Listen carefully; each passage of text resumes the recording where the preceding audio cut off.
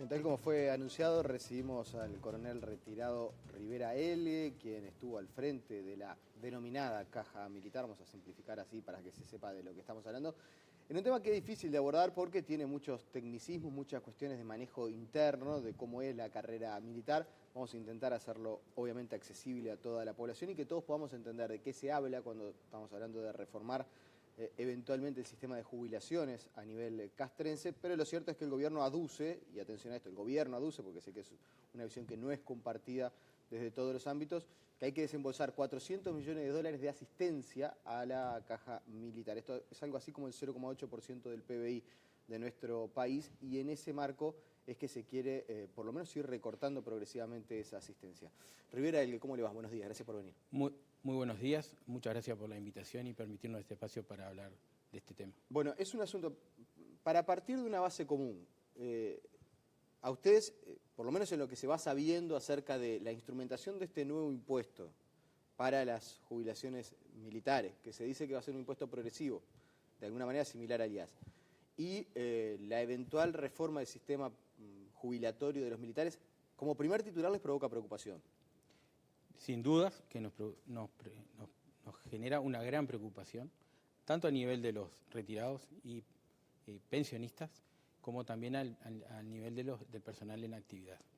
Yo no puedo hablar por el personal en actividad, para eso están los mandos y que están realizando las negociaciones al nivel que corresponde, pero sí puedo hablar por los retirados y pensionistas, donde este tipo de impuesto que se nos pretende imponer genera no solo inquietud o preocupación, sino que también cierta indignación, porque parece que somos los responsables de la situación actual.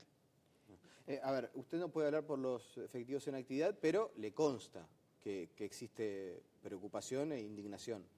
Lógicamente, porque la preocupación es que se está afectando el futuro de ellos. Y se está afectando el futuro de ellos en base a ciertos supuestos que no son tales, como por ejemplo la asistencia financiera. La asistencia financiera al servicio de retiro son 340 millones de dólares, no son 400 millones de dólares. Hay 60 millones de dólares que el ministro manifiesta que son asistencia financiera, que por distintas leyes fueron dispuestas, que están a cargo de rentas generales. Por lo tanto, cualquier modificación al sistema no van a permitir la reducción de ese pago de esas leyes a cargo de renta general. O sea, esos 60 millones de dólares, hagan lo que hagan, no se va a poder reducir. Lo van a seguir pagando rentas generales porque así fue dispuesto por las distintas leyes. Le estoy hablando de las leyes de reconstrucción de carrera, le estoy hablando de las leyes de incentivo para retiro, le estoy hablando de las leyes que hasta el año 86 el Estado no hacía aporte patronal y por lo tanto tomó a cargo del Estado esos retiros y pensiones. Bien.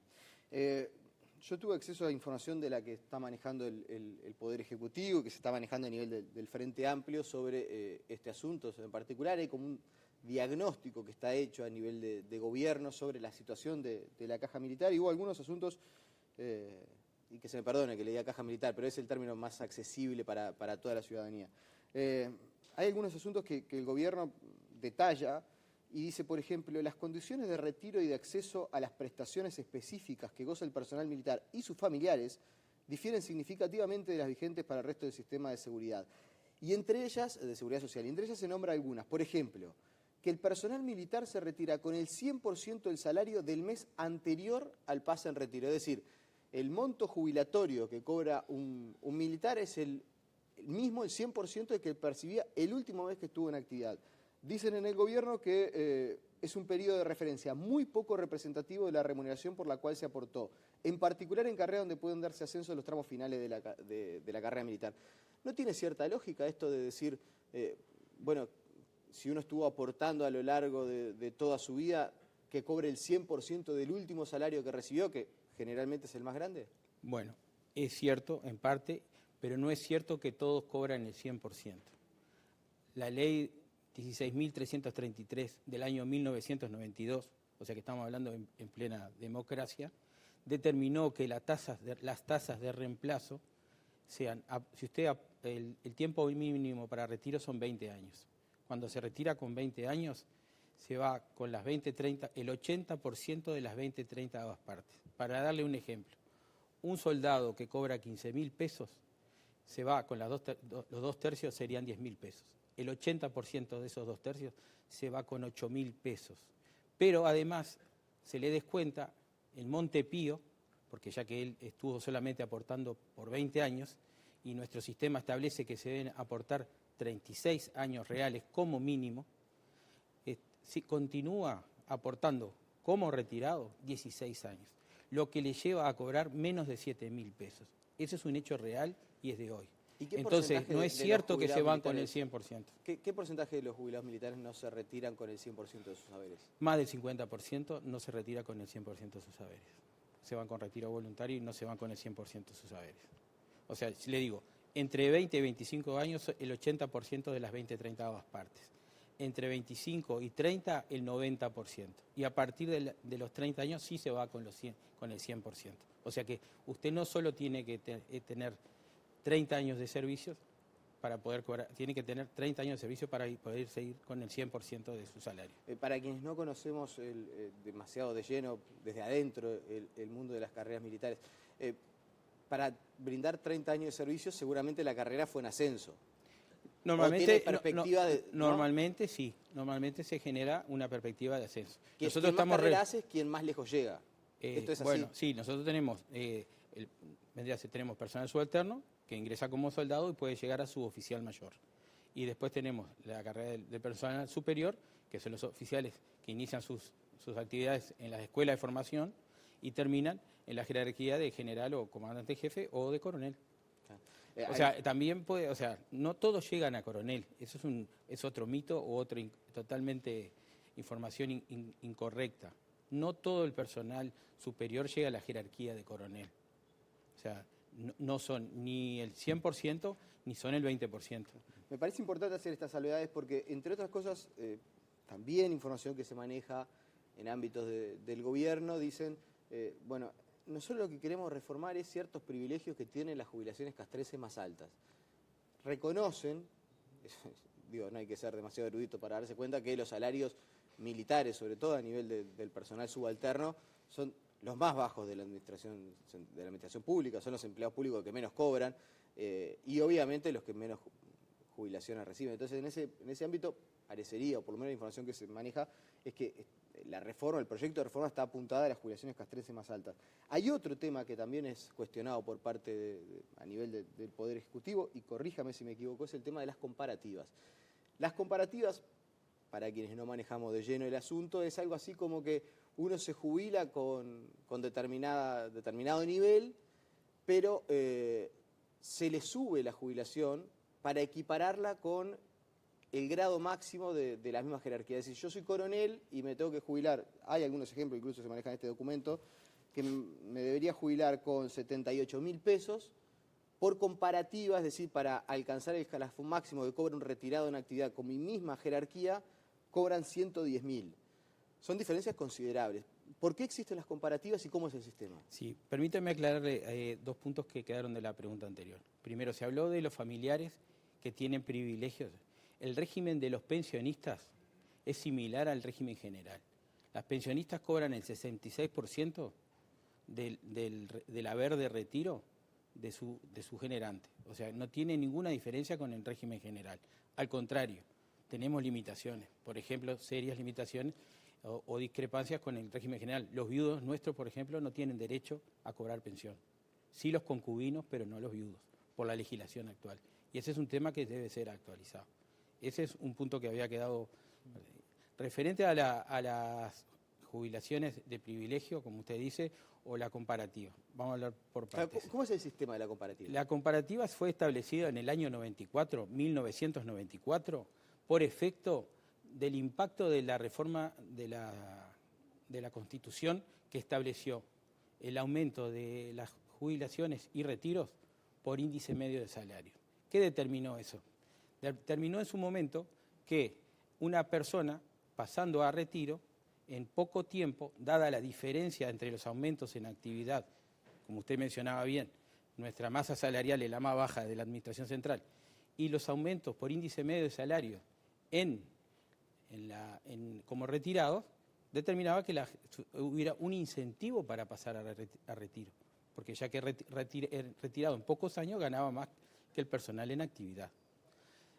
La ley comparativa trató de subsanar eso y tuvo una visión particular en el personal en actividad, en el efecto posterior en el financiamiento de esa ley. Para que se entienda, el tema era que como crecían más las jubilaciones que los salarios en actividad, había mucha diferencia. Hay diferencia, entonces dice, ¿para qué voy a permanecer en actividad si me jubilo y con los aumentos que tengo en poco tiempo o al mismo tiempo voy ganando más? Pero y en este caso no sería justamente profundizar eso, en el sentido de si yo me retiro y tengo un sueldo de, acá dice, según el documento que manejo, 78.000 pesos un coronel. Pero para irse con la ley comparativa usted se va con retiro obligatorio por edad. Esa es la diferencia.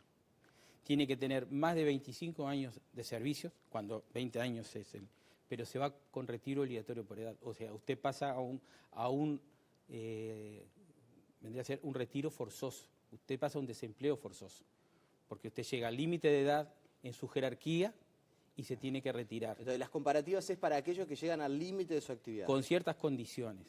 Por eso le digo, un coronel para irse con comparativa, o sea, tiene que tener más de 36 años de servicio en el ejército y más de 40 años de servicio en la Armada y la Fuerza Aérea. Además tiene que tener 5 años de coronel. O sea que no son todos los coroneles que se van con la comparativa, y para poder acogerse a esa norma tiene que tener 36 años de servicio reales. O sea que, como le dije, es los 36 años que nosotros aportamos. Igual, cuando usted continúa prestando servicios, continúa pagando Montepío, aunque sea 40, 41, 42 años, y no se le retorna. Pero lo importante... ¿No es que por 36 años el Montepío? No, usted aporta 36 años si, por ejemplo, pasa a retiro antes de los 36. Cuando usted pasa a retiro con 40 años, aportó por los 40 años. O como, por ejemplo, los oficiales generales, que son los que tienen mayor permanencia en la carrera, aportan 45 años. Y ellos no se les retorna esos 9 años que aportaron de más. Son aportes al sistema que continúan en el sistema. Pero lo importante de la comparativa es que es para retiro obligatorio por edad, no es para todos. Para la jerarquía de coronel, sí, pero tiene que tener 36 años de servicio, reales. Coinciden que quizás pueda ser interpretado como demasiado excesivo, no sé, hay otros ejemplos también. Pero también en esa diferencia que usted menciona, hay por ejemplo, que como tiene 36 años de servicio, deja de pagar Montepío. O sea que hay un 13% que está pagando en actividad que lo deja de pagar. O sea, eso se incrementa. Y a usted lo comparan con la persona, por eso se llama comparativa, con los mismos datos de revista que usted. O sea, yo digo, yo tengo 39 años de servicio, paso a retiro obligatorio, me voy con lo mismo que está cobrando el retirado que tiene 39 años de servicio. O sea, que se fue con los mismos datos, vendría a ser la misma historia laboral que yo, para que se entienda. Sí, o sea, no es una genérica que se le aplica a todos los retiros. Son casos particulares, ya que ya le digo, menos del 50% se van con el retiro obligatorio. Y dentro del retiro obligatorio, no todos llegan a computar los años de servicio necesarios para poder acogerse a la ley comparativa. Según lo que la información, yo estoy reproduciendo los datos para que sea interesante para la gente también, porque, o sea, me tengo que manejar con la información que tiene el gobierno. Según este documento que yo accedí, el 40% de los retirados en 2015 lo hizo con comparativas, aproximadamente unas 400 personas. Esto implicó un incremento de las pasividades promedio en el entorno del 100% para este colectivo. No es un incremento del 100% para el colectivo. Puede resultar el 100% del incremento para un soldado, pero cuando usted va a la tasa real, a la tasa de reemplazo real, cuando usted determina, por ejemplo, la comparativa para un soldado son 26.800 pesos. A eso hay que descontarle el IAS, hay que descontarle el Montepío, que son un 13%, y ahí ya determina que no son el 100%, ya que un soldado en actividad aproximadamente cuando ingresa cobra 16.000 pesos, 14.000 pesos, y póngale que un soldado que se retire por comparativo, si tiene más de 25 años, debe estar alrededor de 18, 19.000 pesos. Entonces, si 26.000 pesos es el 100%, tiene una información Sí, dentro de los ejemplos que se equivocada. menciona, por Y ejemplo... cuando usted dijo de 73 y 90.000, 100.000, Sí, no, tampoco hay es el otros ejemplos 100%. también. Por ejemplo, mencionan un sargento que debería jubilarse con 15.700, pero se jubila con más de 43.000. En algunos casos menciona No, de... el salario de un sargento en actividad no es de 15.000 pesos. Me extraña que Economía tenga esos datos. Sí, no, yo no estoy diciendo que sea de economía, digo que es a nivel Bueno, del gobierno. Bueno, 15.000 pesos no es el salario de un sargento y no se va con el 100% del incremento. Bien. Lo que le digo es, o sea, lo que se trata, lo que muestra la comparativa es el desfasaje que hay entre los salarios de actividad y el índice medio salario. Que en sí el índice medio salario es lo que cobra la mayoría de la población en sus aumentos. Está claro. Otro de los temas que está en boga sobre este asunto es la edad de jubilación de los militares, si no es demasiado temprano.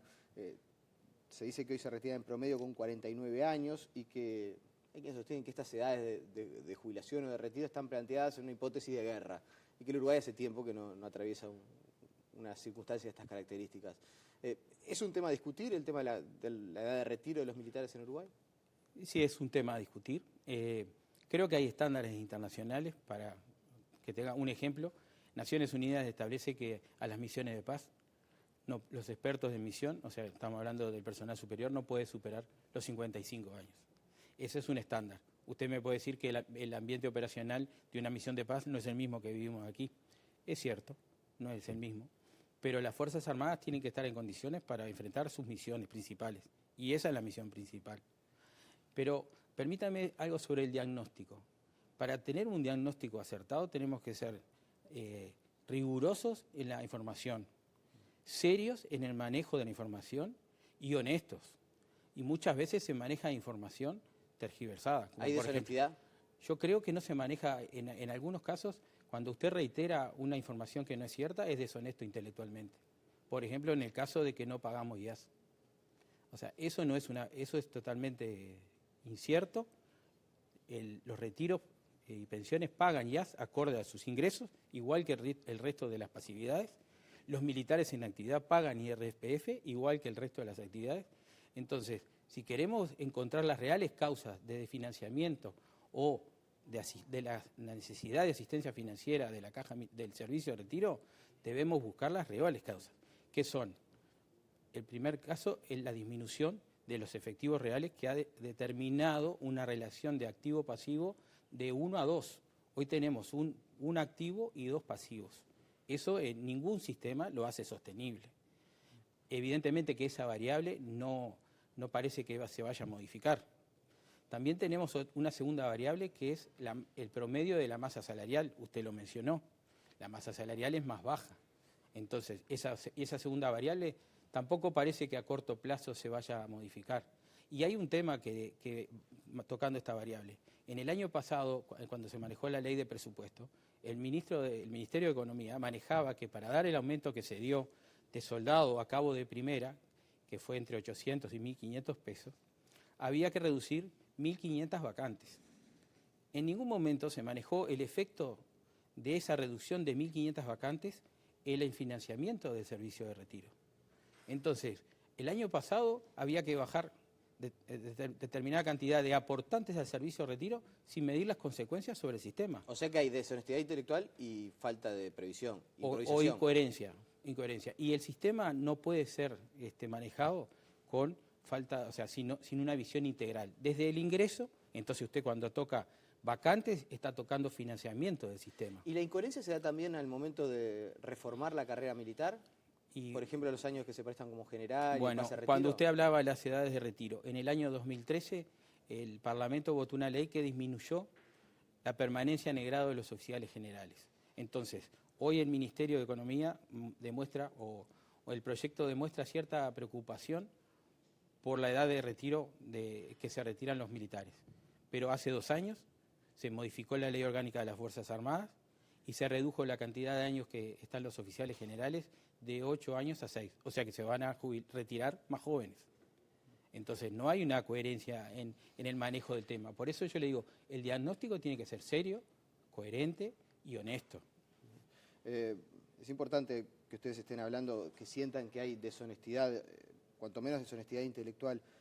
Lo último que me queda para preguntarle, ¿sienten que existe cierta animosidad hacia filas militares todavía desde algunos sectores del Frente Amplio, por lo menos desde el gobierno? No, yo no manejo intencionalidades. Yo lo que pienso que tenemos que tener un ámbito donde manejarnos en esos términos de honestidad intelectual, de conocimiento de la temática, porque, como usted decía, incrementar los años de la jerarquía de coronel determina que regulemos la carrera del oficial, porque si no, vamos a terminar con una gran cantidad de coroneles, si solo modificamos eso. Y va a generar que se invierta la pirámide natural que tiene que tener toda organización jerárquica. Entonces, no es justo solamente mirar la última parte o mirar las edades de retiro. Tenemos que mirar toda la carrera. Los militares estamos regulados por un estatuto, el estatuto militar, que acorde al artículo 59 de la Constitución, nos diferencia del estatuto, queda clara establecido que no estamos incluidos en el estatuto de los empleados públicos. Bueno, entonces se tiene que visualizar toda la temática. La última, hay una decisión ya adoptada, por lo menos a cierto nivel de los retirados, de impugnar por lo menos esto de las dos vías, ¿no? Porque esta reforma o esta situación tiene dos vías, la instalación de un nuevo impuesto y la reforma del sistema previsional.